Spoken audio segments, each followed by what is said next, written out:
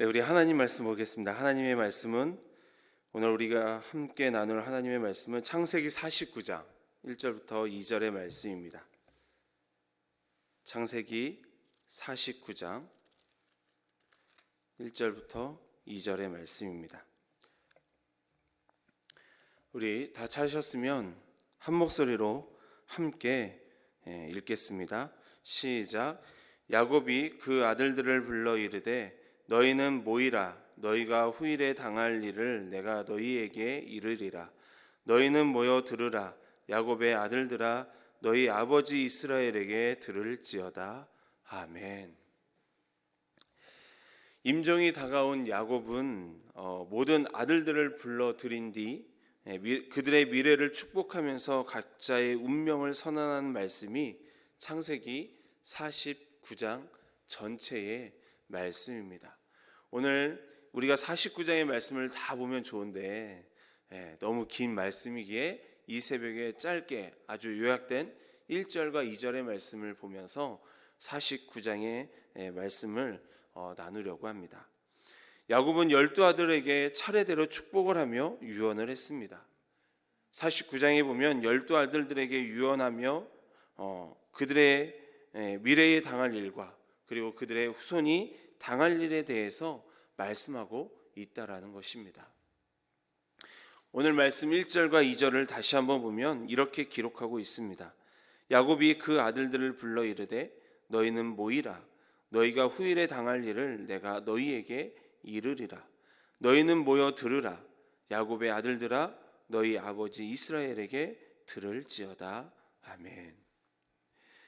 야곱의 유언에서 알게 되는 것은 야곱이 아들들에게 12아들들에게 했던 이 축복의 말씀 그리고 유언의 말씀은 그냥 한 것이 아니라는 거예요.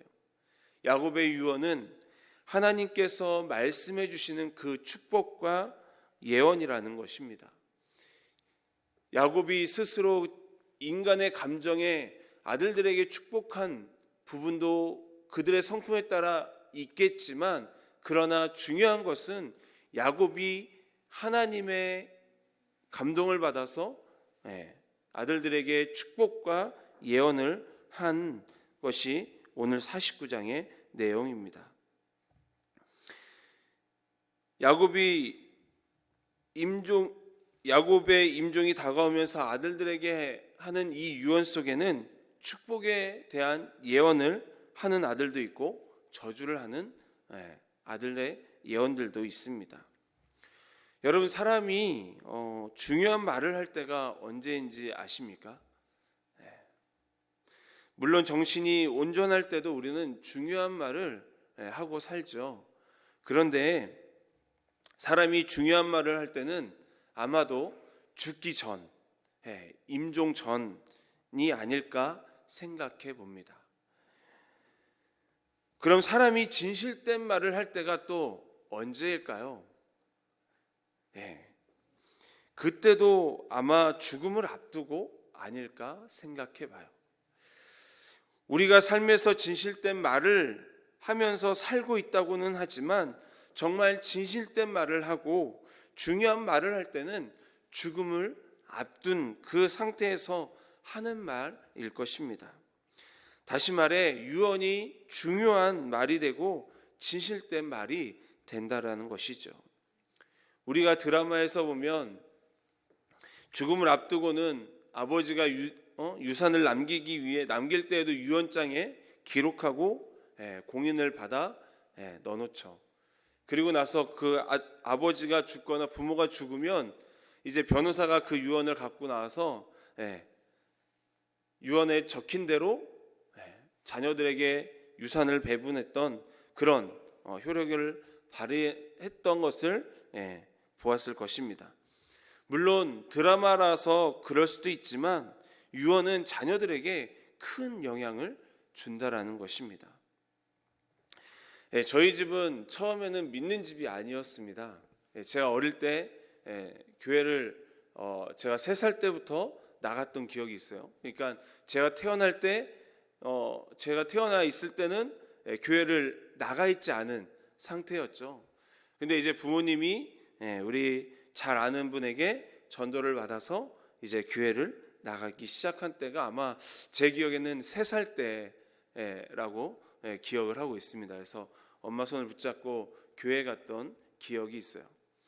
근데 어릴 때 저희 집이 큰 집은 아닌데, 근데 이제 큰 집의 형편이 조금 할머니 할아버지를 모시기가 어렵다 보니까 이제 저희 집에서 할아버지 할머니를 모셨어요. 근데 어릴 때 할머니가 중풍으로 쓰러지셔가지고 계속 누워 계시는 거죠. 그래서 저희 어머니가 할머니의 병수발을 다 드신 거예요. 중풍으로 누워 계시면 아시잖아요. 이게 옆으로도 눕혔다가 이쪽으로도 눕혔다가 대소변을 다 받아내야 하는 그런 시기를 보냈어요. 그렇다고 할머니 할아버지가 믿으셨느냐? 그렇지 않아요. 안 믿으셨어요. 근데 이제 저희 집에 이제 신방을 이제 교회에서 오면 부르는 찬양을 이제 누워 계시면서도 들으실 거 아니에요. 하루는 이제 임종을 앞두시고 죽음을 앞에 두시고 이게 사람이 죽을 때가 되면 아는 것 같아요. 할머니도 어머니를 부르시더니 목사님을 부르라고 하시고는 그때 당시의 찬송가 주의 친절한 팔에 안기세, 이게 아마 옛날 찬송가에는 88장이었나? 라는 생각이 드는데 정확하게는 제가 기억을 못하지만 아무튼 주의 친절한 팔에 안기세 이 찬양을 불러달라고 말씀하시는 거예요. 그래서 어머니가 이 주의 친절한 팔에 안기세를 불러드리고 목사님이 오셔서 이제 그 복음에 대해, 예수 그리스도에 대해 메시지를 전하시고 할머니가 구원받고 그리고 예수님 영접하고 그리고 하늘나라를 가셨어요. 근데 중요한 건 뭐냐면요, 하늘나라를 가시기 전에 당신의 남편 할아버지를 불러서 앉히신 거예요. 그리고는 할머니가 할아버지에게 한마디 유언하셨습니다. 저도 이제 들은 얘기지만 무슨 얘기를 했냐면, 당신이 자녀들을 따라서 교회에 나가라고. 그리고 나서 이제 할머니가 돌아가셨는데 그리고 나서 이제 할머니를 이제 장례를 치르고 나서 치르고 난 그 다음 주에 바로 할아버지가 교회를 나가신 거예요. 그리고 한평생 피워왔던 담배도 딱 교회를 나가시면서 끊어버리시고 세례를 받고 그리고 열심히 교회를 다니셨어요. 오전 예배 가서 예배 드리고, 옛날에는 왜 우리 저녁 예배 드렸잖아요. 7시 되면 저녁 예배 있으면 저녁 예배 갔다가 오시고, 근데 70대가 넘으셨는데도 정정하셔서 걷는 것이 젊은 사람 걸음만치 빨랐어요. 그렇게 이제 교회를 나가시고 하나님을 영접했죠. 할머니가 돌아가시고 나서 몇 년 있다가 불의의 사고로 할아버지도 돌아가셨지만 할머니의 유언을 듣고 할아버지가 교회를 나갔다는 거예요. 여러분, 유언에는 이렇게 큰 영향력이 있다라는 것입니다. 야곱의 유언, 즉 이스라엘에 대한 아들들의 미래의 예언과 축복, 저주는 놀랍게도 말씀을 보면 이스라엘 역사 속에서 수천을 두고 하나도 틀림이 없이 그대로 적용되었고 이루어졌다라는 것이죠. 이것은 야곱에게 능력이 있어서, 예언의 능력이 있어서 한 것이 아닙니다.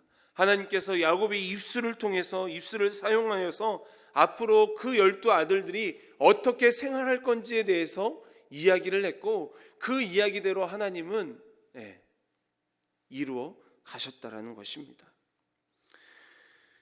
제가 할아버지의 이야기를 했듯이 유언은 한 사람의 인생을 바꿀 수도 있는 거예요.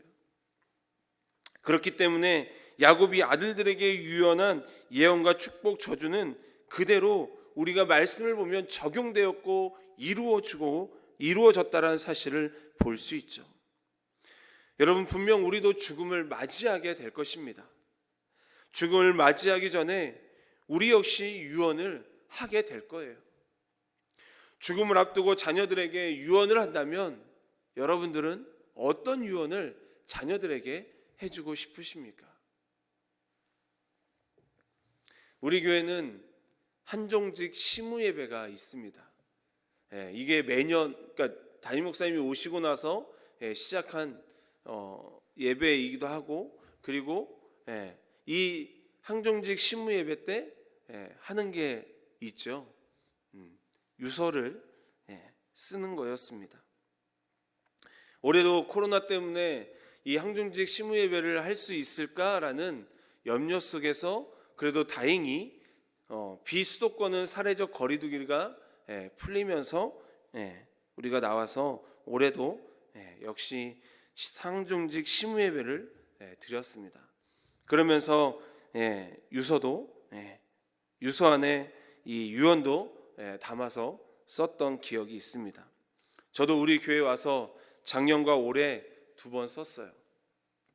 아직은 어색하지만 자녀들에게 죽기 전에, 자녀도 없는데 아직, 자녀가 죽기 전에, 자녀들에게 죽기 전에 해주고 싶은 말에 대해 적으라는 그 유서에 작년의 유언에 이렇게 적었던 것 같습니다. 이 세상에서 사는 동안 세상 바라보지 말고 주님만 바라보고 하나님만 의지하고 하나님과 마음이 합한 자로 살아가고 하나님의 뜻에 순종하기를 바란다. 여러분, 부모로서 살아가는 그 죽기 전에 살아서 있는 그때 해주고 싶은 말, 그것은 아마도 세상에서 주님을 잘 섬기고 주님의 말씀에 순종하라는 말일 것입니다. 야곱도 마찬가지였을 거예요. 자녀들에게 해주고 싶은 유언은 하나님을 잘 섬기고 주님의 말씀에 순종하는 것이었습니다. 자녀들 중에는 축복을 받는 자녀들도 있고 저주를 받는 자들도 있지만 야곱은 아들들을 향한 공통적인 마음은 그 자녀들이 각자의 삶은 다를지라도 어떤 상황에 처하든지 하나님을 잊지 않고 의지하기를 바랬을 거예요. 그 이유는 그 삶이 바로 풍성한 삶으로 가는 첩경이기 때문입니다. 부모라면 야곱과 같은 마음을 가지고 있을 것입니다. 나의 자녀들이, 우리의 자녀들이 어떤 상황에 처하든지 하나님을 잊지 않고 의지하며 바라는 마음이 부모의 마음일 거예요. 그래서 풍성한 삶을 누리기를 바라는 마음, 그 마음이 부모의 마음이죠. 우리의 자녀들이 부모의 유언을 들을 수 있게 하기 위해서는 먼저 우리의 가정의 공통 부모가 하나님이어야 합니다. 가정이 신앙으로 하나 되고, 그리고 신앙이 공통 부모가 되고 성경 말씀이 가정의 공통 부모가 되어야 하는 거예요. 그럴 때 우리의 자녀들이 부모의 유언을 들을 수 있다라는 것입니다. 또한 가정의 뿌리가 하나님이고 가정의 중심도 하나님이어야 합니다. 우리의 가정이 하나님으로 가득할 때 부모와 자녀의 격차도 없게 되는 거예요. 부모가 경외하는 하나님이 자녀의 하나님이 되어야 합니다. 그래야 부모가 유언을 하면서 하나님의 뜻대로 잘 살아라, 하나님의 말씀에 순종하며 살아라 라고 했을 때 그 유언을 듣게 되는 것이죠. 우리가 자녀들에게 물려주어야 할 것은 바로 믿음입니다. 믿음의 유선을 물려주어야 합니다. 그러기 위해 우리가 먼저 하나님을 온전히 신뢰해야 하지 않을까요? 우리의 가정이 하나님을 의지하면서 행함이 있는 믿음을 강조해야 합니다. 그래야 우리가 유언을 했을 때 그 자녀들이 부모의 유언을 듣고 믿음 안에서 살아갈 수 있게 될 줄 믿습니다. 오늘 하루도 오직 하나님만을 신뢰하고 하나님 한 분만 바라면서 하나님이 우리의 삶의 중심이 되는 삶을 살기를 원합니다. 정말 하나님이 중심이 되어 우리가 자녀들에게 믿음을 유산으로 남겨줬을 때 그 믿음의 유산이 우리의 자녀들에게, 또한 우리의 손자 손녀들에게, 그리고 우리의 후손들에게 3, 4대뿐만 아니라 이 세상이 다하는 그날까지 이 믿음의 유산, 우리의 믿음의 유산이 흘러가기를 주님의 이름으로 간절히 축원합니다. 기도하겠습니다.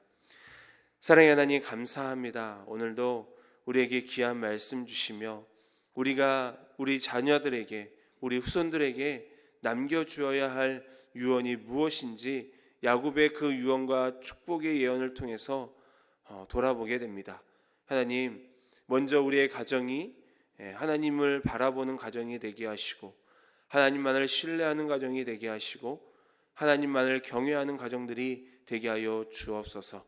그래서 우리의 자녀들에게 믿음의 유산을 잘 물려주어 이 세상 다하는 그날, 또한 이 세상이 끝나고 주님이 오시는 그날, 우리의 자녀들의 믿음의 유산이 끊어지지 않도록 주님께서 늘 함께하여 주옵소서. 오늘도 우리의 삶이 모든 삶에서 주님이 우선순위가 되고 먼저가 되는 삶을 살아감으로 믿음의 행함이 있는 믿음의 본을 보이는 우리 부모들이 될 수 있도록 주님 인도하여 주옵소서. 모든 영광 하나님께 올려드리며 예수님의 이름으로 기도합니다. 아멘.